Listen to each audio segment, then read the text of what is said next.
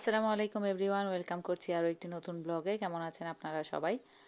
প্রচুর শীত পড়ছে চারদিকে। তো এখন হচ্ছে ভাপা পিঠা, শীতের পিঠার সময়। তো এই সময়টাতে প্রচুর পিঠাপুলি খাওয়া হয় শীতের এই সময়টাতে। তো এখন আমি আজকে ভাপা পিঠা তৈরি করে নিচ্ছিলাম। স্কুলে যেহেতু বন্ধ ছিল, এটা অনেক আগের ব্লগ।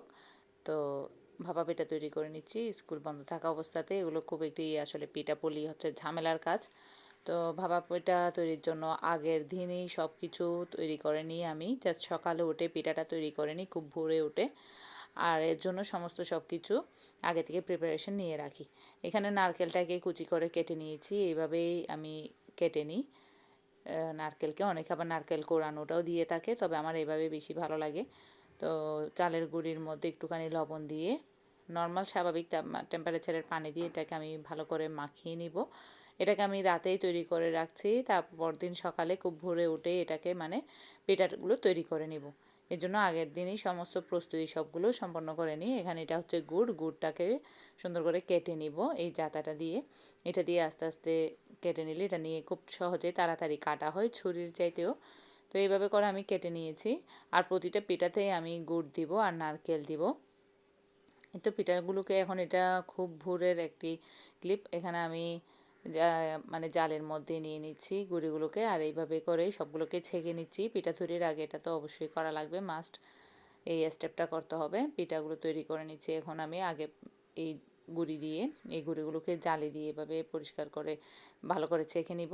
তারপর এই তো ছাঁকা শেষ। এবার পিঠাগুলো তৈরি করে নিচ্ছি একে একে, মাঝখানে গুড় দিয়ে আর নারকেল দিয়ে এভাবে করে সবগুলো তৈরি করে নিব। প্রতিটা পিঠাতেই আমি গুড় দিব।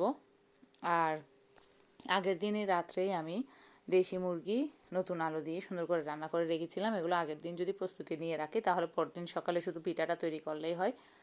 আর আমার ঘরে সবাই এভাবে দেশি মুরগি বা গরুর মাংস, বেশিরভাগ দেশি মুরগির এই তরকারি বা ঝোল দিয়ে আর মাংস দিয়ে খেতেই খুব বেশি পছন্দ করে পিঠাটি, ভাপা পিঠা।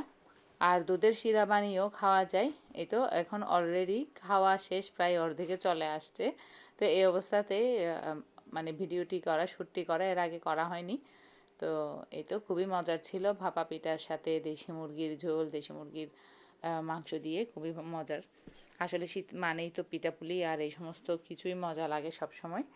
আর এখানে ছেলেদেরকে নিয়ে আরেকদিন চলে আসলাম একটি ছোটোখাটো একটা রেস্টুরেন্টে, বাচ্চাদের একটি ফাস্ট ফুড আর কি, খাওয়ার জন্য ওদের শপিংয়ে বেরিয়েছিলাম। স্কুলের সমস্ত শপিং সব কিছু শেষ করে জুতো, ড্রেস সিলাতে দিলাম, জুতো কিনে নিলাম, বেল্ট, আরও যা যা আনুষঙ্গিক জিনিস লাগে সব কিছু কিনে আমরা চলে এলাম এখানে বার্গার খেতে। বাচ্চাদেরকে নিয়ে এলাম এখানে। তো ওরা ওদের পছন্দ মতো দেখে চয়েস করে অর্ডার করছিল আর কি। এটা ছিল মিট বক্স। একেবারে নামটা হচ্ছে মিট বক্স, কিন্তু এখানে ছিল সব ফ্রেঞ্চ ফ্রাইস। একদমই মিট ছিল না বললেই চলে। সসেসকে জাস্ট হালকা হালকা একেবারে পাতলা করে মনে হয়, জাস্ট দুই এক টুকরা, তাও একেবারে পিচ্ছি পিচ্ছি পিস ছিল। সবগুলোই ছিল ফ্রেঞ্চ ফ্রাইস। এটা মিট বক্স এমনি নামেরও আসতে ছিল মিট বক্স, কিন্তু সবগুলো ছিল আলু ফ্রেঞ্চ ফ্রাইস। তো বার্গারটাও অত বেশি ভালো ছিল না। বার্গারের আমরা তো ভেবেছিলাম বার্গারটা একটু বড়সড় বা দাম অনুযায়ী বার্গারটা বলতে গেলে একেবারে খুবই নিম্নমানের, একদমই খুবই কি বলবো, ভালো ছিল না আর কি। তো তিনজনের তিনটা বার্গার ছিল আর আমার একটা মিট বক্স ছিল। আসলে খেয়ে ভালো লাগেনি।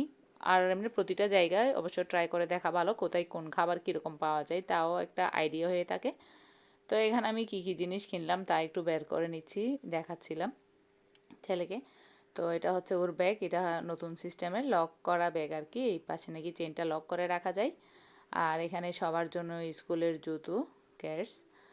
আর এটা বরাবরই তো স্কুলের জন্য সাদা ক্যাটস থাকে, তবে কিছু কিছু স্কুলে কালো জুতো পরা লাগে। তো এখানে বাচ্চাদের জন্য কালো জুতো ছিল, জুতো নিয়েছিলাম দুইজনের জন্য। ব্যাগ, তারপরে কোমরের বেল্ট, এগুলো সব কিছু নিয়ে চলে এলাম আর কি ওই দিন রাত্রে বাইরে থেকে নাস্তা করিয়ে নিয়ে। তো কেমন হয়েছে, কেমন লেগেছে অবশ্যই জানাবেন। আর ভিডিওটি যদি ভালো লেগে থাকে অবশ্যই একটি লাইক দিয়ে দেখে নেবেন আর চ্যানেলটিকে সাবস্ক্রাইব করে নেবেন। তো ভিডিওটি উপভোগ করতে থাকুন। আজকের জন্য এই পর্যন্তই। আল্লাহ হাফেজ।